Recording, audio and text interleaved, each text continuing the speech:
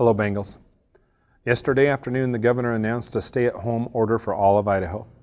Another item we will now address in our rapidly changing environment as the state and the nation respond to this public health crisis. And again, I am confident our Idaho State University community will rise to this challenging occasion and leave a legacy of tenacity and excellence that has become a hallmark of this campus since its inception. Now, I want to start by explaining what this order means for Idaho State University. For us, this means that all faculty and staff positions that are not deemed to be critical infrastructure positions will be asked to work remotely or from home when at all possible. Our campus will provide services to our students and community entirely by distance delivery. This means that while the university is still operating and conducting our core mission, the physical campuses in Pocatello, Idaho Falls, Twin Falls, and Meridian will largely be closed. Employees should work with their supervisors and managers to determine how this impacts them. Managers are asked, and I am asking all of you this now, to make every creative effort to ensure non-critical infrastructure employees can work from home. This is an enormous transition for our campus.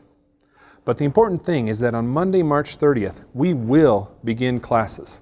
We will continue to move forward in providing education to our students. Because we recognize that this education that you, our students, receive is meant to change your life, to give you opportunity and access to careers and experiences that will fundamentally improve your life. This temporary public health crisis does not change that. It does not change our core mission. That is why we are still showing up for you, our students.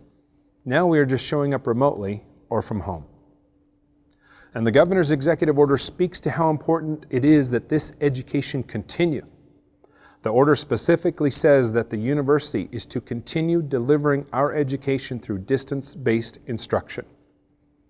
Now, as I've said, this will not be easy.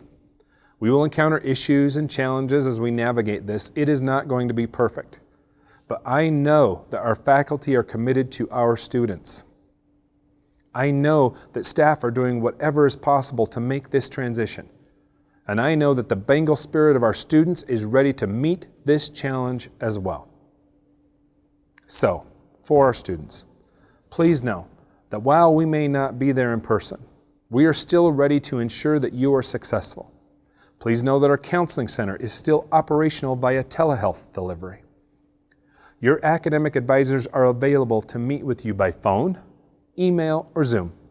Other staff are ready and anxious to connect with you, including TRIO, Financial Aid and Scholarships, the Dean of Students and Disability Services. And I know your faculty stand ready to help you as well.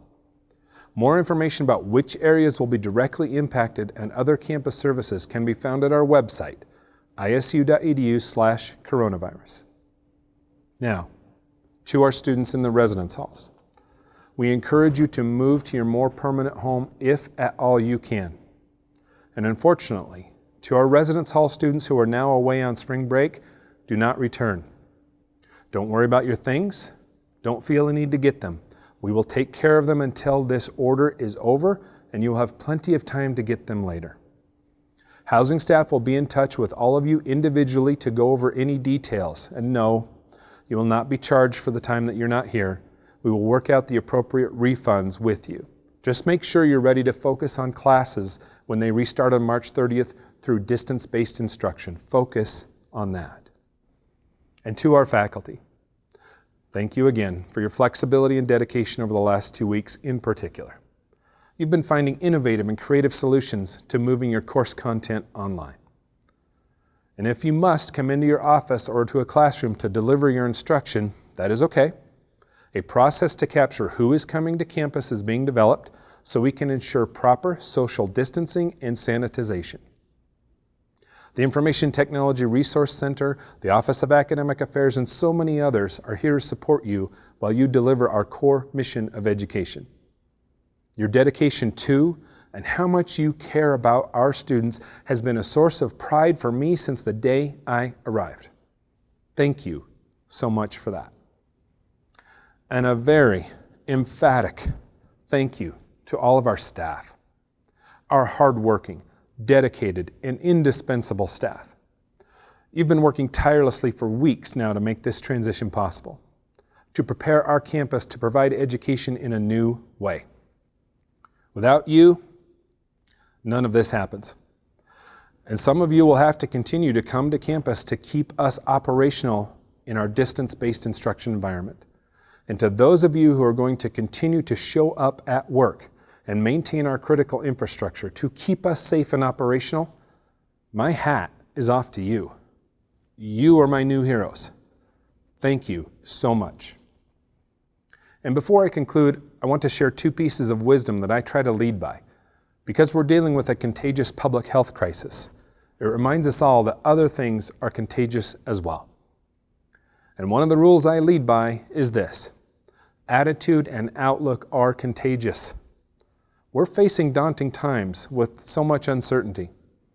But the outlook from which we approach these challenges, the attitude we use when we face the feeling of groundlessness, these can not only define our own individual experience, but they may impact and define the experiences of those we are interacting with, either at home or with those connections we're going to maintain digitally. When you approach those relationships in the coming days and weeks, remember your attitude and your outlook, because they are contagious as well. So I encourage you to choose hope. Choose resilience and grit. Choose positivity. And ultimately, choose each other. And finally, the other piece of wisdom I believe deeply is this: leaders have an unshakable belief that things can get better. That is why we are here. It may not seem like it right now, and I will not downplay the gravity and tragic nature of what we are going through. But we have an opportunity to create a deeper fabric of community than we might have thought possible. We can come out of this with a new and unprecedented level of compassion for those around us. We can gain a better understanding of the value of reaching out and supporting each other.